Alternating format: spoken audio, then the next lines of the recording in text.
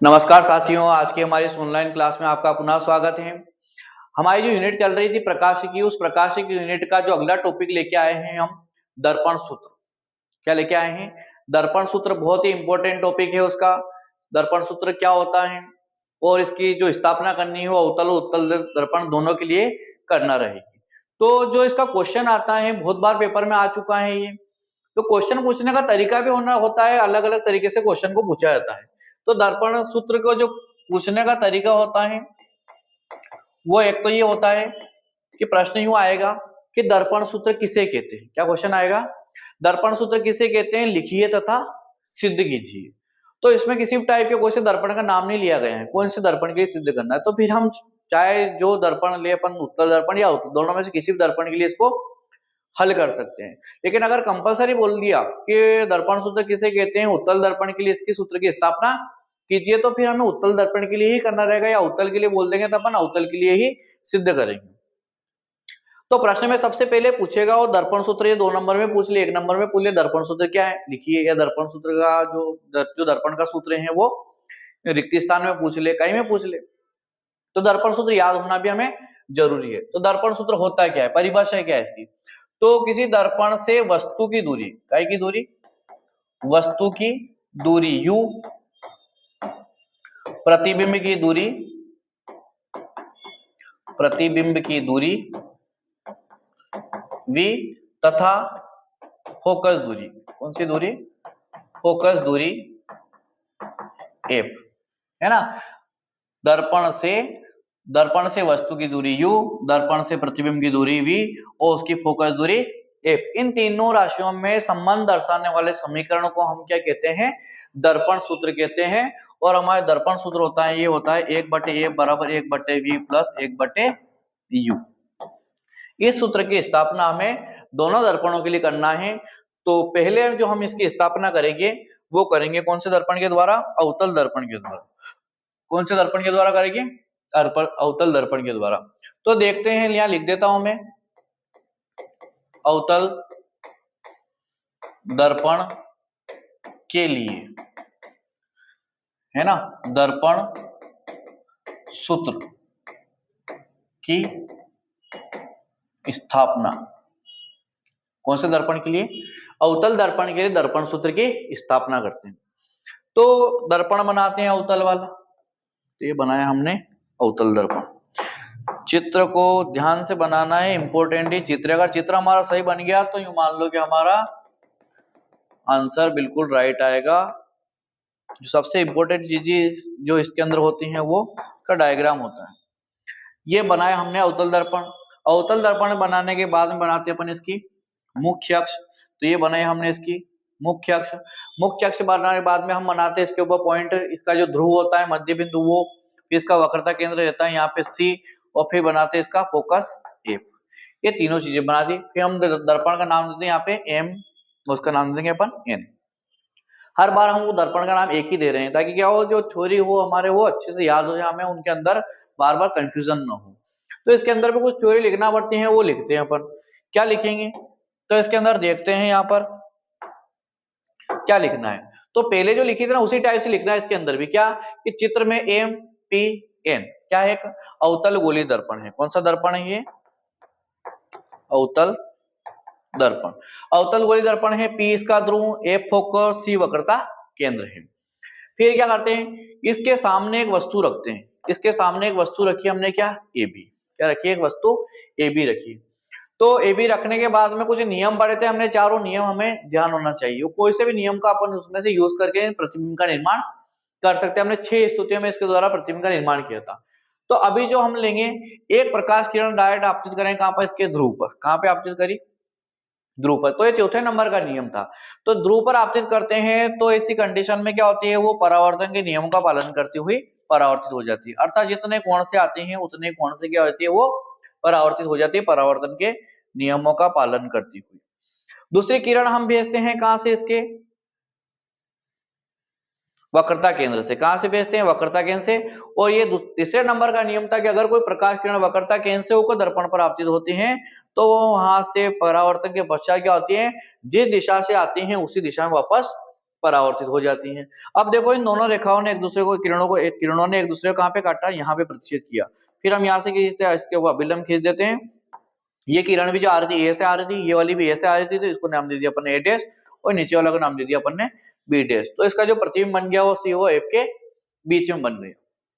तो ये चीजें अपने को लिखना रहेगी इसके अंदर कि एम पी एन ए का अवतल गोली दर्पण है, पी इसका ध्रुव, एफ फोकस, सी वक्रता केंद्र है।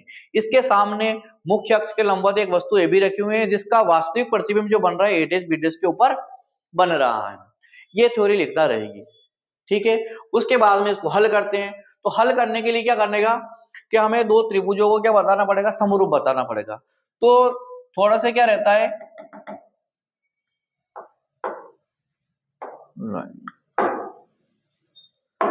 थोड़ी सी स्टेप है हमें क्या करनी रहेगी, ध्यान रखना है। एक दो बार अपन हल करेंगे, इनको थोड़ी सी मेहनत करना पड़ेगी, तो हम आसानी से इन चीजों को हल कर सकते हैं। देखना मैं क्या कर रहा हूं यहाँ पे, उन्हीं चीजों को अपने को ध्यान रखना। इंपॉर्टेंट बातें होती हैं कुछ जो इन प्रश्नों के अंदर अपने को देखने को मिलती है।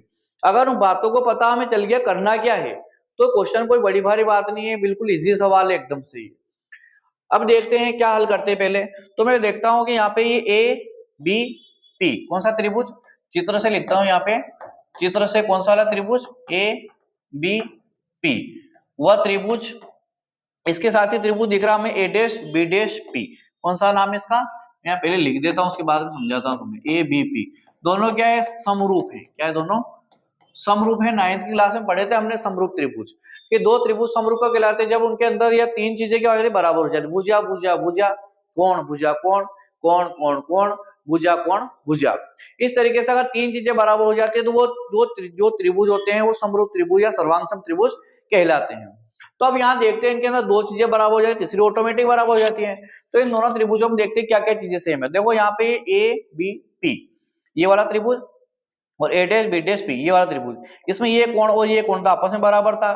कौन से नियम से, परावर्तन नियम से। आपतन कोण परावर्तन कोण बराबर थे आपस में। प्लस इसके यहाँ पे 90 डिग्री बन रहा है, इसके यहाँ पे भी क्या बन रहा है, 90 डिग्री। इस कारण से ये वाला नंबर का पहले नंबर का पहले नंबर का दोनों का एक एक नंबर, ये दोनों त्रिभुज क्या परस्पर समरूप है। तो समरूपता की शर्त क्या होती है कि इनकी भुजाओं का अनुपात आपस में क्या होता है, बराबर होता है। तो पहले कौन से त्रिभुज का नाम लिखा अपन, एबीपी का। तो इसका लंब कौन है, एबी, तो मैंने लिखा इनके भुजाओं का अनुपात बराबर होता है। फिर इसका लंब कौन है, ए डैश बी डैश, तो इसके बटे में लिख दिया इसका लंब ए डैश बी डैश बराबर। फिर इसका आधार क्या है, पीबी, तो मैंने लिखा यहाँ पे पीबी, और इसका आधार क्या है, पीबी डैश, तो इसके नीचे लिख दूंगा मैं पीबी डैश। समय का नंबर क्या दे देंगे इसको, 1। समस्त दूरियों को ध्रुव से माप रहे हैं, इसलिए अपन क्या कर रहे हैं, इसको पी से लिखा अपन ने, इधर से इधर लिखा था, वो अपना हाथ ही सीधा चलेगा ना, तो चिन्ह लगाने में अपनी दिक्कत नहीं आएगी। तो सभी जो दूरियों को लिखना है ना अपने को पी से ही माप के लिए, इधर भी लिखे पी से ही बोलेंगे, उसको इधर बोलेंगे था इस साइड से उस साइड चलेंगे। सिंबल को रखने का ध्यान रखना अपने को। फिर इसी प्रकार दो त्रिभुज तो ये हो गए हमारे साथ समरूप। इसी प्रकार दो त्रिभुजों समरूप नजर आ रहे हैं हम यहाँ पे, कौन सा वाला, ए बी सी और A dash B dash C, ये वाला और ये वाला। क्या नाम है इसका, A B C A dash B dash C. देखो यहाँ पे त्रिभुज ए बी सी व त्रिभुज A dash B dash C क्या है, समरूप है। दोनों त्रिभुज क्या है, समरूप है। तो समरूप है तो इनके भी वही भुजाओं का अनुपात बराबर हो। इसका लंब कौन है, वही ए बी, और इसका क्या है, ए डैश बी डैश बराबर। इसका आधार क्या है, इस वाले का आधार देखो यहाँ पे, ये यहां से आता है सी बी, मैंने लिखा है यहाँ पे सी बी, और इसका आधार क्या है, बी डैश सी। क्या लिखे यहाँ पे, बी डैश सी। समय का नंबर क्या दे देंगे अपन इसको, 2। ध्यान से देखना, इनको लंब के बटे में लंब लिखा, इसका आधार के बटे में इसका आधार लिख दिया। समय का नंबर ले दिए अपना इसको 2। अब देखो समीकरण 1 व 2 से, समीकरण 1 व 2 से देखो कि दोनों का क्या नजर आ रहा है हमको, एलएचएस बराबर नजर आ रहा है। जब एलएचएस बराबर होता है तो इनका आरएचएस क्या कर देंगे हम, बराबर कर देंगे। मैं इसको थोड़ा सा छोटा करूंगा, ठीक है। देखो यहाँ पे समीकरण 1 व 2 से दोनों का एलएचएस बराबर नजर आ रहा है, तो आरएचएस बराबर कर देते हैं। तो इसका जो आरएचएस है वो क्या है, पीबी बटे में पीबी डैश बराबर, इसका आरएचएस क्या है, सीबी बटे में बी डैश सी। अब चिन्ह परिपाटी लगाना रहेगी। अब चिन्ह परिपाटी लगाने से पहले उसका पहले ही पॉइंट था कि समस्त दूरियों को दर्पण के ध्रुव से मापा जाता है। तो दर्पण का ध्रुव देखो यहाँ पे, ये वाली दर्पण के ध्रुव से पीबी, देखो पीबी वस्तु के दर्पण के ध्रुव से, पीबी डैश प्रतिबिंब के दर्पण के ध्रुव से, लेकिन सीबी क्या है, ये तो यहां से यहां तक की दूरी है।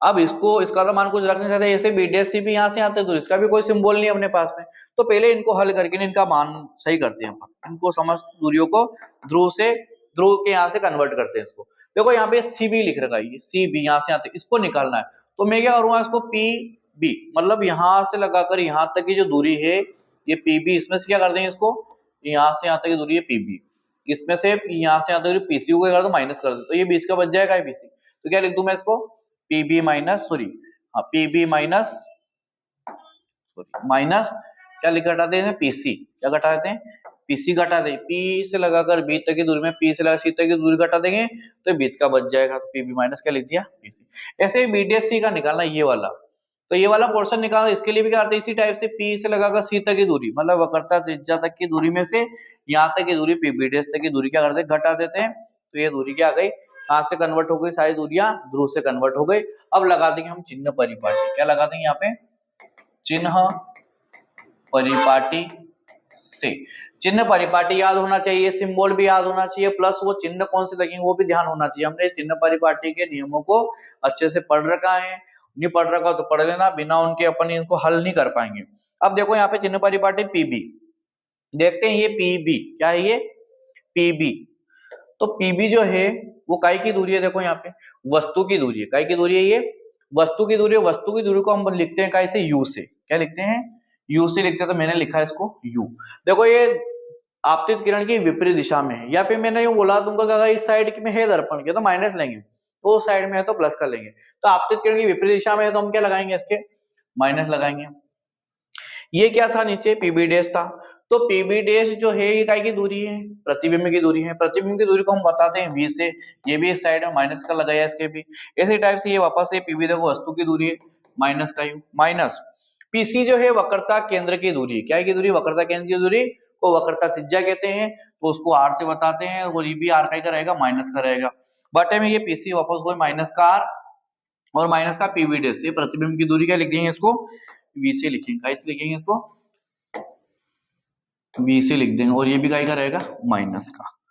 अब इसके बाद माइनस से माइनस तो यहाँ का क्या हो जाएगा कैंसिल हो जाएगा, क्या बचे यहाँ पे u बटे वी, और वहां देखो माइनस का u प्लस का क्या हो जाएगा वो आर बटे में माइनस का आर प्लस का क्या हो जाएगा v, और हमने पढ़ा रखा था कि जो r बराबर होता है 2f, क्या होता है 2f, क्योंकि हमें दर्पण सूत्र सिद्ध करना हुआ r की जरूरत ही नहीं है, तो हम r बराबर हमने सिद्ध कर रखा था, r बराबर क्या होता है 2f होता है, तो हम इसमें क्या करेंगे यहाँ भी r है वहां क्या लिख देंगे अपन 2f लिख देते हैं, इसके बटे में क्या लिख देते हैं यहाँ पे 2f प्लस वी लिख दिया। अब इनका क्या करते हैं क्रॉस गुणा करते हैं, इसका गुणा इधर करता हूं मैं, तो यहाँ करते हैं तो माइनस का 2uf, फिर u का गुणा इसमें करते हैं तो प्लस का क्या हो जाएगा uv बराबर, इधर का इधर करते हैं वापस से क्रॉस गुणा कर रहे हैं अपन यहाँ पे है ना, माइनस का ये uv और इसका गुणा इधर करते हैं तो प्लस का 2vf, दोनों साइड गुणा कर लिया। अब देखो इनका पक्षांतर कर लेते हैं अपन, तो पक्षांतर करने के लिए इस माइनस वाले को उठा के उधर भेज दो, उस माइनस वाले को उठा के इधर ले आएंगे, तो ये इधर आएगा तो क्या हो जाएगा uv प्लस का, ऑलरेडी एक uv यहाँ पे है, ये 2vf वहां भेज दिया, इसको उठा उधर भेज दो प्लस का 2uf हो गया। अब देखो ये uv ने uv कितना आया 2uv बराबर, वो 2 कॉमन ले लेते हैं वहां पे से, तो vf प्लस uf रह जाएगा। अब देखो ये 2 से 2 क्या हो गया यहाँ पे कैंसिल हो गया, क्या बचे यहाँ पे uv बचा, यहाँ vf बचा और यहाँ uf बचा। हमें दर्पण सूत्र लाना है, तो उसके लिए क्या करेंगे हम देखते हैं यहाँ पे दोनों पक्षों में हम क्या करेंगे अब uvf का भाग लगा देंगे, क्या करेंगे दोनों पक्षों में uvf का भाग देने पर, दोनों पक्षों में uvf का भाग लगा देंगे, इस पक्ष में लगाएंगे पहले, तो यहाँ लिखा है uv, इसके बट्टे में लिख देंगे uvf बराबर, यहाँ लिखा हुआ है vf, तो इस vf के बट्टे में uvf प्लस यहाँ लिखा है uf, तो uf के बट्टे में लिख देंगे क्या uvf। अब देखो uv से uv कैंसल, यहाँ vf से vf कैंसल और uf से u ने f कैंसल, यहाँ कितना बचा एक बटे f बचा, यहाँ बचा एक बटे u बचा और यहाँ भी बचा एक बटे v, ये हमारा दर्पण सूत्र सिद्ध हो गया। इंपॉर्टेंट बात क्या है कि इसमें जो हम ले रहे हैं कौन कौन से त्रिभुज समरूप बताए हैं वो अगर अपने समझ में आ गए तो आसानी से हो जाएगा। सबसे पहले हमने ये त्रिभुज बड़ा वाला एक नंबर जो नाम दे रखा था एबीपी और एडीएस बीडीएस समरूप लिया, भुजाओं का अनुपात बराबर लिया। फिर हमने क्या लिया एबीसी और एडीएस बीडीएस जो 2 नंबर डाल रखा उन दोनों त्रिभुजों को लिया, उनको समरूप बताया। और उनका LHS बराबर RHS बताने के बाद में ये जो दूरियां हैं मेन इंपॉर्टेंट यहाँ गलती हो जाती है हमारे। तो इनको कैसे निकाला हमने, BC को निकाला तो PB में से PC को माइनस कर दिया था, ये बीच की बच गई दूरी। ऐसे BDC की दूरी निकाली तो PC में से PB' माइनस करके लिख दिया। आप चिन्ह परिपाटी लगा दी। चिन्ह परिपाटी लगाने का अपने को रूल्स याद होने चाहिए, सिंबल कैसे यूज करना है, उसके बाद क्लास मल्टीप्लाई किया। कोई बड़ी भारी बात नहीं है सवाल के अंदर, नॉर्मल सवाल है, क्लास गुणा आना चाहिए हमको, नॉर्मल गणित आनी चाहिए। गणित का ज्ञान होना अति आवश्यक है फिजिक्स पढ़ने के लिए। बिना गणित आए हम इन डेरिवेशन को हल नहीं कर पाएंगे। तो छोटी छोटी जो बातें होती है उनको ध्यान से देखा करो, समझ में आ जाती है वो तो। और ऐसे प्रैक्टिस करेंगे तो हो जाती है, कोई बड़ी गणित भी नहीं है यहाँ पे। तो ये जो था हमारा कौन से दर्पण के लिए सिद्ध करा था हमने, इसको अवतल दर्पण के लिए सिद्ध करा था। ये वाला फॉर्मूला अपन एक और काय के लिए करेंगे, उत्तल दर्पण के लिए सिद्ध करेंगे। तो आज की क्लास में हम यही देखेंगे, और जो अगला जो फॉर्मूला पढ़ेंगे यही वाला फॉर्मूला उत्तल जो दर्पण सूत्र है, ये दर्पण सूत्र का फॉर्मूला हम अगली क्लास के अंदर पढ़ेंगे। लेकिन वो कौन से दर्पण के लिए पढ़ेंगे उसको हम, ये पढ़ा था हमने अवतल के लिए, उसको पढ़ेंगे अपन काय के लिए, उत्तल के लिए। उत्तल दर्पण के लिए सूत्र की स्थापना करेंगे। तो आज के लिए हमारी क्लास में बस इतना ही रहेगा। सभी का बहुत बहुत धन्यवाद। Thank you.